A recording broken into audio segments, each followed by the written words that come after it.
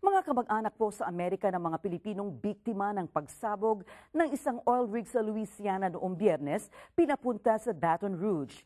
Philippine Ambassador Cuisia Jr. visited the Filipino victims of the Black Elk oil rig explosion.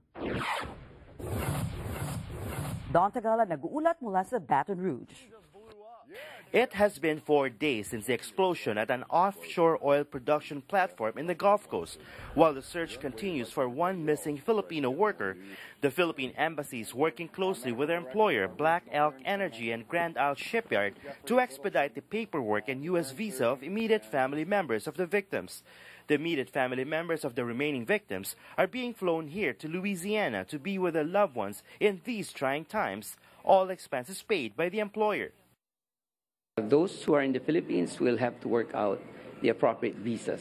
We've asked the U.S. Embassy in Manila to facilitate, and they have assured us that they will do everything possible to do that. Consul Orontes Castro of the Philippine Consulate in Chicago said that the hospital bills are currently covered by insurance. Castro also confirmed that the Filipino victims will continue to receive their full monthly salary until their existing contract expires, whether they're here in the U.S. recuperating or otherwise repatriated to the Philippines. What I have been told by the Grand Isle, they want to do what is right, okay, which is very reassuring. So we have to work out what are those individual benefits that will have to be extended to them. Among the 9 confirmed overseas Filipino workers who figured in the incident last Friday, 1 is confirmed dead, 4 are still confined at the hospital, 1 still missing, and 3 were jolted by the incident but are now in safe conditions. 42-year-old Elroy Corporal was found dead in waters near the accident site Saturday night. Corporal's remains are now in New Orleans and is in the process of repatriation to Ilagan City in the Philippines, according to the Philippine Ambassador. We're working on the repatriation of the remains to the Philippines. If the wife is not able to come here, then the remains will be repatriated right away. But if she's able to come, then they will wait until she gets here.